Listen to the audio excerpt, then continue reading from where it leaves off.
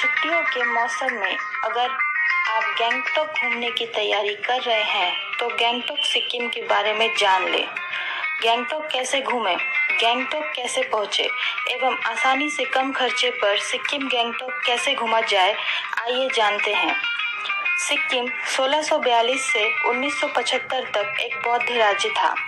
समय समय पर सिक्किम गैंगटॉक के छोटे से राज्य को नेपाल के हमलों से खुद का बचाव करना पड़ता था।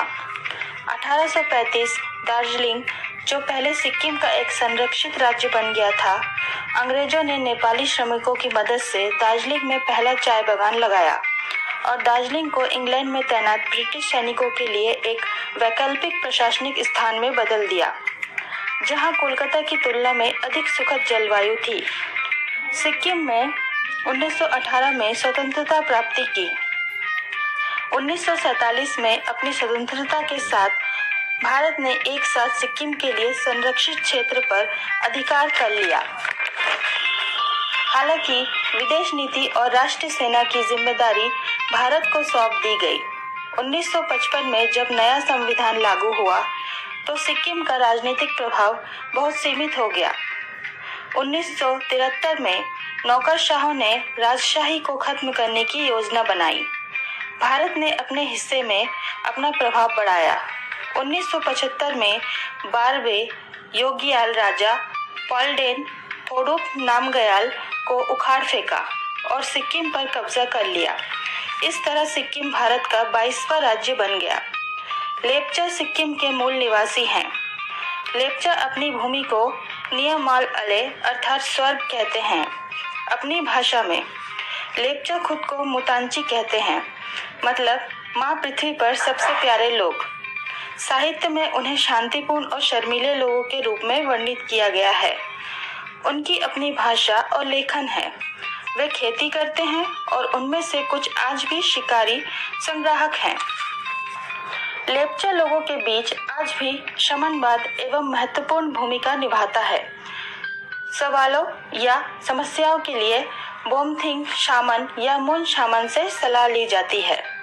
हर साल लेप्चा शामन आज भी प्रकृति, औषधीय जड़ी बूटियां और संरक्षक देवता माउंट खंगचेनदोंगा के प्रति अपनी कृतज्ञता और श्रद्धा दिखाने के लिए काबी लुंगचोक में इकट्ठा होते हैं।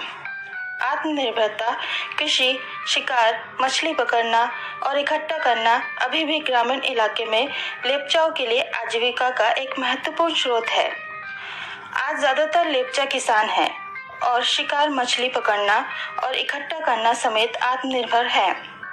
लेप्चाओं का गढ़ सिक्किम के उत्तर में दोजोंगू में है। ये लोग सिक्किम के साथ साथ दार्जिलिंग और कलिम्पो के आसपास के इलाकों में छोटे छोटे गांव में बिखरे हुए रहते हैं। हम लेप्चा गांव का दौरा, लोक नृत्य प्रदर्शन और लेप्चा गांव में घर के मेहमान के रूप में रात भर ठहरने का आयोजन करते हैं। अनुरोध पर हम एक लेप्चा जादूगर के साथ बातचीत को एकीकृत करते हैं। तिब्बती मूल के भूटिया सिक्किम में दूसरे सबसे पुराने जातीय समूह और 9वीं शताब्दी में सिक्किम में प्रवास करना शुरू कर दिया था। उन्होंने 1642 में काबी लोंगचोक में लेप्चा के साथ गठबंधन किया। तिब्बती निंगमा स्कूल के बौद्ध धर्म को पेश किया, निंगमा मंदिरों और मठों का निर्माण किया और सिक्किम को एक राज्य में एकीकृत किया। गोम्पा मठ और लामा भिक्षु भूटिया के दैनिक जीवन में एक महत्वपूर्ण भूमिका निभाते हैं। अधिकांश मठ स्थानीय आबादी के दान के कारण मौजूद है। आज भी कुछ भूटिया परिवार में दूसरे बेटे के मठ में प्रवेश की सिक्किमी परंपरा का पालन करते हैं। 19वीं सदी के बाद से नेपाल से जातीय समूह का प्रवास काफी बढ़ने लगा। नेपाली जातीय समूह सिक्किम में चावल की खेती और इलायची की व्यावसायिक खेती लेकर आए। हालांकि इससे सिक्किम की कृषि में काफी सुधार हुआ, लेकिन इसके परिणाम स्वरूप कटाव और जंगलों का विनाश भी हुआ। नेपाली जातीय समूह में लिम्बू सिक्किम का तीसरा सबसे पुराना जातीय समूह है।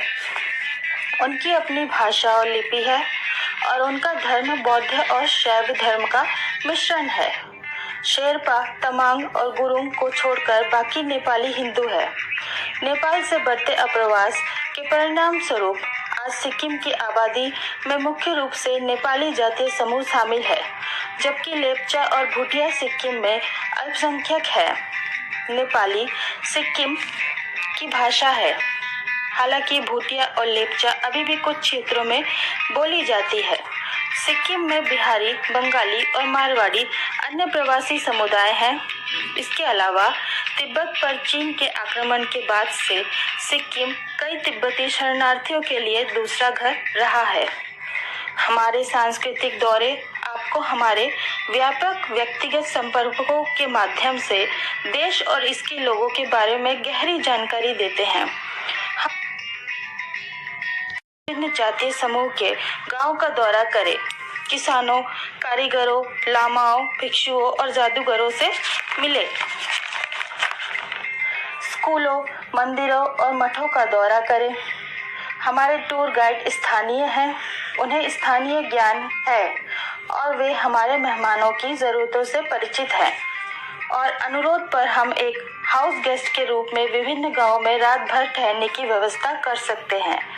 सिक्किम रणनीतिक रूप से स्थित एक पहाड़ी राज्य है, जिसका क्षेत्रफल 7096 वर्ग किलोमीटर, जो भारत के कुल क्षेत्रफल का 0.2% में फैला है। सिक्किम की जनसंख्या घनत्व 86 व्यक्ति प्रति वर्ग किलोमीटर है। यह भारत के सभी राज्यों में सबसे कम है। 2011 की जनगणना के अनुसार सिक्किम भारत का एक छोटा राज्य है और इसका जनसंख्या घनत्व कम होने का एक कारण इसका पहाड़ी इलाका है। सिक्किम टूर में आप सिक्किम की राजधानी गैंगटॉक में होटल में रुककर प्रसिद्ध टेन टॉप स्थानों पर प्राकृतिक सुंदरता को अपनी आंखों से निहार सकते हैं, जैसे चांगू लेक, नाथुला, यमथांग घाटी, लाचुंग गांव, seven sister waterfalls, Rumtek monastery, mount Katao, Chopta घाटी, खेचियो पलरी लेक एवं बाबा हरभजन सिंह मंदिर घूम सकते हैं। अगर आपके साथ घूमने बच्चे भी जा रहे हैं तो ध्यान रखें कि आपको सबसे पहले ऑक्सीजन का रिफिल खरीदकर अपने साथ रखना है। वह चीन बॉर्डर के तरफ जितना आप नज़दीक जाएंगे, ऑक्सीजन की मात्रा उतनी ही कम होती जाती है। इससे बच्चों को सांस लेने में परेशानी हो सकती है और ऑक्सीजन की मात्रा कम होने से वह बेहोश हो सकते हैं। गैंगटॉक में आप कलकत्ता से बाय रोड बस से सिलीगुड़ी जाना होगा या फिर आप ट्रेन से सिलीगुड़ी जा सकते हैं। आप अगर हवाई यात्रा करना चाहते हैं तो आपको बागडोगरा एयरपोर्ट उतरकर गैंगटॉक जाना होगा। वहां से आपको प्राइवेट टैक्सी या शेयरिंग पर टैक्सी मिल जाएगी। गैंगटॉक में आपको होटल 1000 रुपये से लेकर आपके इच्छा अनुसार बेहतरीन होटल मिल जाएगा। वह ऑनलाइन बुकिंग भी होता है। गैंगटॉक एक शानदार एवं खूबसूरत तथा साफ सुथरा शहर है। गैंगटॉक में यहाँ वहाँ थूकने और गंदगी करने पर 400 रुपये जुर्माना एवं सिगरेट पीने पर 800 रुपये का जुर्माना लगाया जाता है। गैंगटॉक शराब के शौकीन लोगों के लिए बहुत अच्छी जगह है। वहाँ शराब बहुत सस्ती कीमत पर मिलती है। गैंगटॉक में खाना बहुत स्वादिष्ट मिलता है। देसी मसाले एवं कम मात्रा में तेल और मसाला डालकर स्वादिष्ट व्यंजन बनाया जाता है, जो स्वास्थ्य के लिए भारी लाभदायक साबित होता है। आप अपनी इच्छा अनुसार भी ऑर्डर देकर बनवा सकते हैं। गैंगटॉक में आप ठंडी के समय से लेकर गर्मी के आखिरी दिनों तक घूमने का बेहतरीन समय माना जाता है। अगर बर्फबारी में मौज मस्ती करना चाहते हैं तो दिसंबर से जनवरी माह में वहाँ भारी बर्फबारी होती है। फरवरी से पहाड़ी घाटियों में जमे बर्फ पिघलने लगते हैं। गैंगटॉक मॉल रोड में घूमने का मज़ा ही कुछ निराला है। स्क्रीन पर गैंगटॉक मॉल रोड स्थित होटल का नंबर दिया गया है। आप उचित समझे तो संपर्क कर सकते हैं। धन्यवाद।